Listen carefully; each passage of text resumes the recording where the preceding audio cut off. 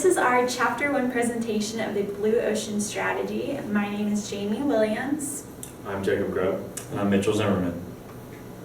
Just to outline our presentation, the first thing that we will be covering is explaining what a blue ocean and red oceans are and kind of highlighting all the different aspects of those two things. And then we'll talk about the rise of blue oceans and what contributes to their success and failures. And then we'll go on to talk about what value innovation is and why it's so important. And then after that, we'll give a couple of examples and answer some questions.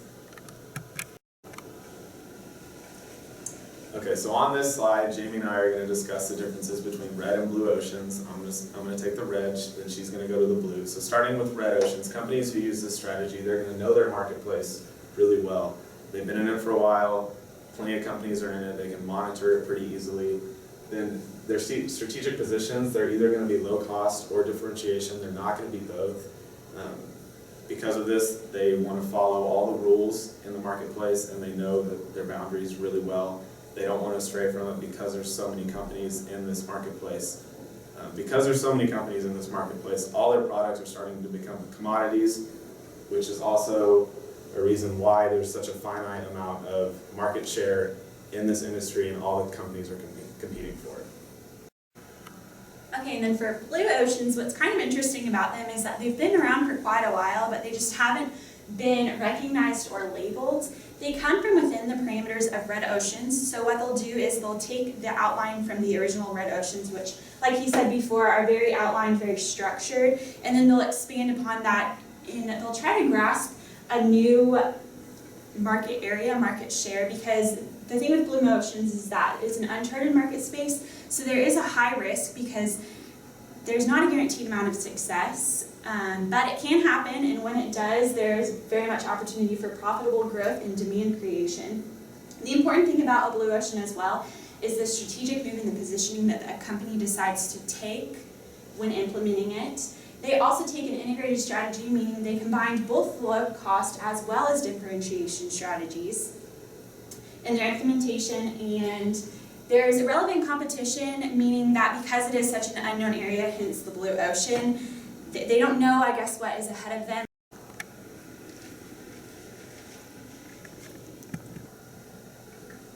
Okay, so now I'm going to go over one of our companies that we thought used a blue ocean strategy. That is IKEA. I know some of you probably shop there. In this section, in the blue section, I'm going to go over, kind of what they do that we thought made them use a blue ocean. And then in the red section, I'm going to go over all the other kind of traditional furniture stores that we believed use a red ocean. So starting with IKEA, you assemble the furniture at your house after you walk through the store. And, get the little tag and you take it to the counter and they bring it to you, and then all that you do is take it out to your car and you take it home and assemble it. So all of this is going to do is drive your overall cost down for the furniture. It's going to drive the cost down for the company. They're not paying people to come in and assemble it in the warehouse, in the store, or whatever. The unique design for an ever-changing market. They realized that the furniture market itself was changing. Early 2000s, people started liking modern furniture, so they took advantage of that and started making some more modern, really unique types of furniture. And the simplicity of the store, the furniture itself is pretty simplistic. If you buy it, really all you have to do is kind of just put it together, 4 bolts, stuff like that. The convenience of the store, all that you do is you go in, you walk through, pick what you want, and you leave with it, and then you can have it sitting in your house the next day. In contrast to other traditional furniture stores that use red oceans, you can go to the store and buy it, but you might not get it for a few days, a week if they don't have it in stock. IKEA keeps everything in stock. They have a huge warehouse that you know that it's probably going to be there. You could buy it and they'll say, oh, well, we'll deliver it for you because it's got to come from our warehouse, but that's going to cost you an extra $20. So delivery is going to cost you extra. That's going to drive your costs up. They've been following the same trends for years.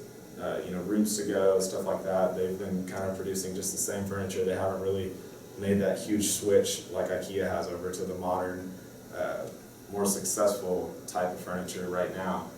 And bigger box stores like Rooms to Go and stuff like that are only really worried about their competition. They're not really focusing on the consumer demand and how it's changing.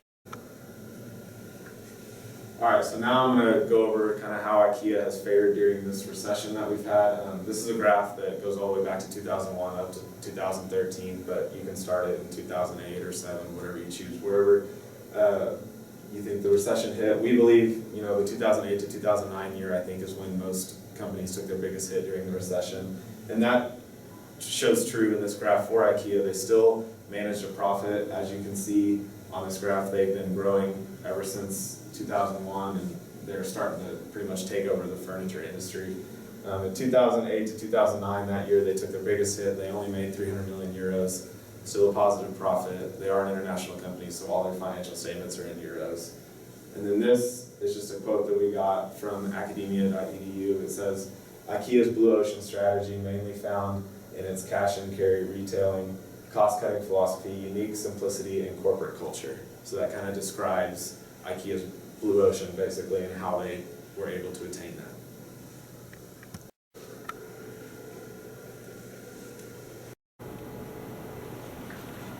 And now I'll talk to y'all a little bit about the rise of blue oceans. So there are a couple of issues with current red oceans. A few of them being that the supply is greater than demand in most cases, and because of this, the niche markets and monopolies are decreasing. So since they're decreasing, the brands are becoming more similar, products are becoming more similar, services are becoming more similar, so the customers are having a harder time choosing between all of the different brands and all that is offered to them, so they're going off of prices, so then there's price wars for the companies. Because of this, there's decreased brand loyalty, and differentiation for those companies and their products and services is becoming more difficult. So now we're going to talk about another example we had of these blue oceans. So the red box. Red box is a blue ocean, and we compared that with Blockbuster, which is a red ocean in the DVD rental industry. So Redbox is a little kiosk that you can walk up to, and for a very low price you can rent a DVD overnight. So Redbox are less costly, and there's an ease of return because there are a very wide number, there's a very big availability of these kiosks in almost any grocery store, McDonald's, pretty much there's probably about 40 of them right around your area. So because of that, they're really easy to return the DVDs, and you can do so on time so you don't have to worry about any rental costs associated with the late fees. Also, it provides an immediacy and instant gratification for the consumers, which is something that we found that they value a lot. So it's a valued added proposition for the customers because of the convenience for things like the gas that they would have spent driving to a Blockbuster, or the time it would take them to go in, sift through what they're looking for versus just standing at a kiosk and finding exactly what they're looking for. They're even alphabetized for the ease of the customers, as well as the time to pick up the products and go through the line and everything associated with that. And so because there are so many different kiosks, there's rapid distribution. Like I said, they're all around you, so you can just walk up and get what you want. It's a low budget market, so for those people looking to spend only a couple of dollars just to rent a DVD overnight. And also you can avoid an investment of buying a movie that a customer maybe doesn't like. They don't have to spend $20 on a movie because they can just go to Redbox, try it out, and then if they like it, they can go purchase it without having to waste a bunch of money. There's also no monthly fees associated with the Redbox in comparison or contrast to the Blockbuster, where you might have to pay a fee. And also the biggest thing about Blockbuster is the late fees associated. I know that a lot of customers will get slammed with those, and so that's kind of a downfall of the Red Ocean example of Blockbuster. And also there's fewer locations and availabilities with the Blockbuster, which is also another thing that it kind of has against them. Over here you'll see a little outline, a little snippet of the market share for Redbox in 2013. It's a fairly new company. They've been acquired by Coinstar, and so in 2013, according to this graph, Redbox had 50% of the market share. So going off of this, because they're a new company, I would fair to say that they would probably do pretty well in the recession, given it's 50% of the market share. As I mentioned before, Coinstar owns Redbox, so Redbox is a subsidiary of Coinstar. Therefore, we have a graph right here that kind of shows you the progress that Coinstar and the company as an entirety had beginning in July 2010 all the way through January 2012. So as you can see, the profit margin for Coinstar is higher than the net income for this year. So for the recession, they probably would have done pretty well, and definitely Redbox had no negative effects on Coinstar as an entire company, as we saw earlier with the market share being so high.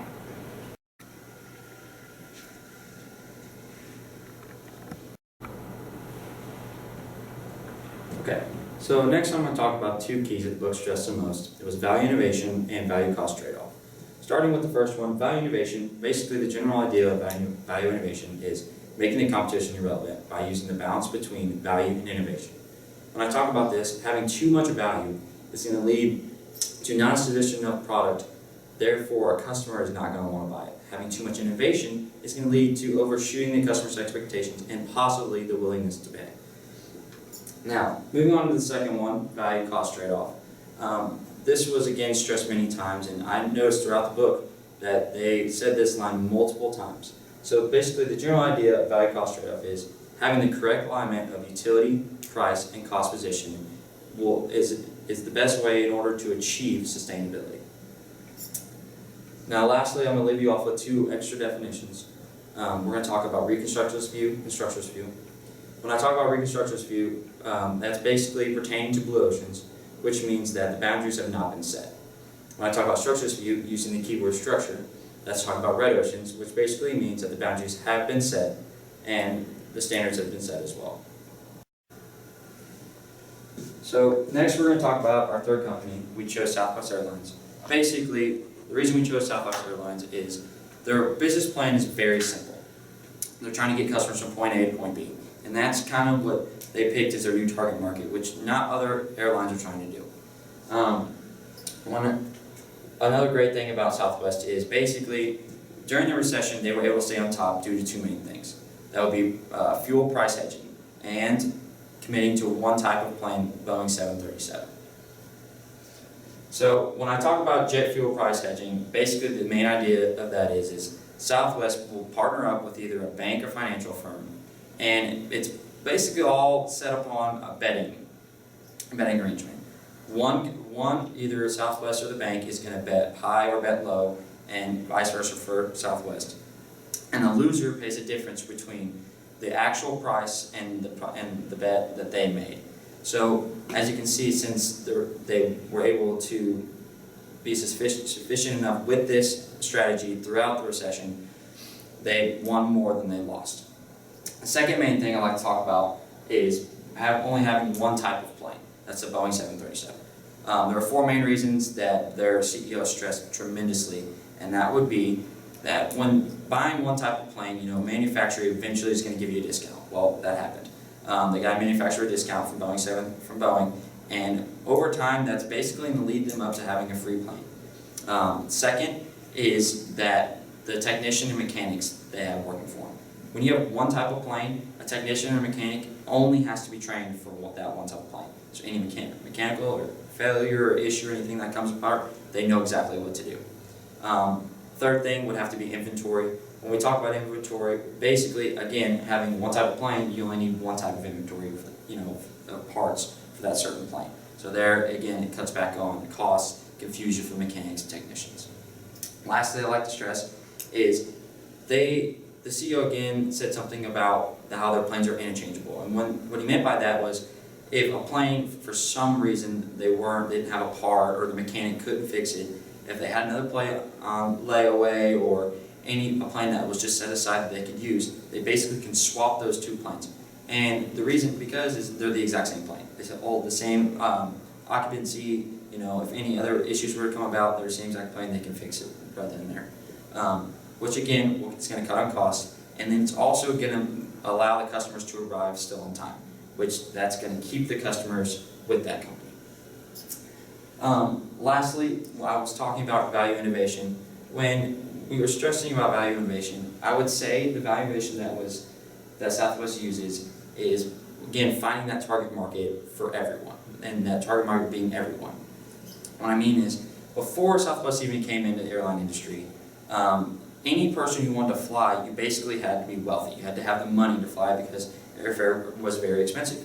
once Southwest came in, they implemented that simplicity purpose to getting a person from point A to point B.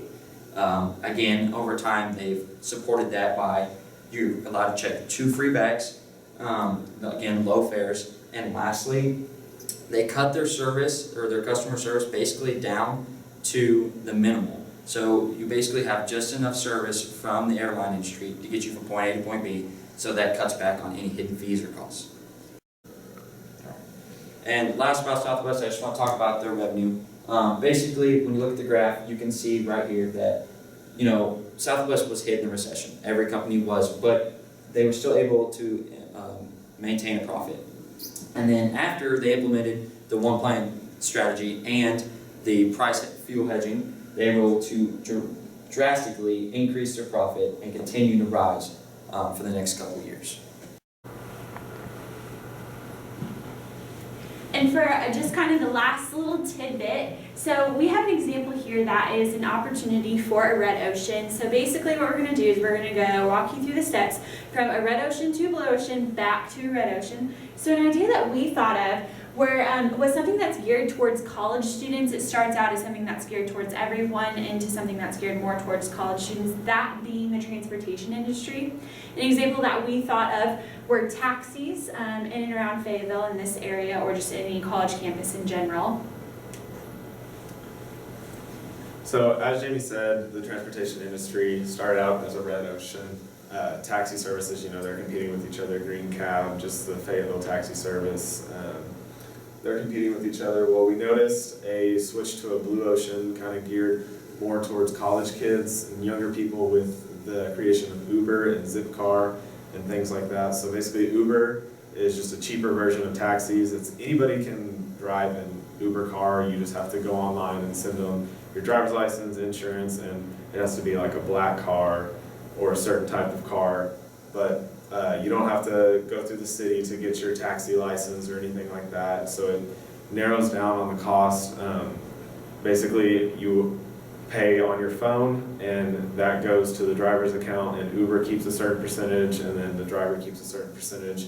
Zipcar is kind of along the same lines. It's rentals for a day or an hour. It's real cheap. You can rent a car for like $10 for the hour if you just need to go to Walmart or anything like that. It's just real cheap transportation services that we've seen kind of geared more towards us. As we see Zipcars popping up on campus, we see the parking spots pop up for them. Uber has been pushed pretty heavily here in Fayetteville, so we're seeing that become more prominent and become more of a blue ocean, because they're definitely not your typical taxi service. Okay, so taking the personal transportation, we believe it can become a red ocean. Basically, if you travel around Fayetteville or Dix or anything like that, Dix and Main would be one of the main ones. Is they have this new system called a piggyback. And a piggyback basically is a golf cart stressed upon making their money on tips. Again, that's going back to the personal transportation, where Uber and Zipcar are going to eventually take over what the taxi service, because it's way more cheaper and more affordable, and possibly even taking over the rental car industry as well. Lastly, I'd like to stress about, when I went back to piggyback, another reason too that we think it's become a red ocean is within the last couple months, we've noticed another company called Sumo, which is another golf car company that's going to transport students around campus or around Dixon, around Fayetteville, wherever they need to go, is popping up and should be launched in late January. Yeah, so just as Mitch said, we've noticed that blue ocean is starting to become a red ocean again because of people taking notice of this blue ocean, and that obviously is becoming more popular. Piggyback took notice of it, so they're going to start doing that. They've expanded their services, and now they've got competitors popping up, so we thought that was a good blue ocean that's probably going to be a red ocean come here in the next few years. So just to recap our presentation a little bit, we started out by explaining the differences between red and blue oceans. Then we led into the rise of blue oceans and why they're becoming so prominent and some of the reasons for that. Then we had our 3 examples of Southwest Airlines, Redbox, and IKEA, the furniture store. Those were our 3 examples of blue oceans. And then, as we just talked about, our potential for making a blue ocean catered towards younger college kids back into a red ocean. Alright, and this is our works cited page. This basically just has all of our info from the quotes that we have to the graphs that we have. Everything's on here. And that's our presentation.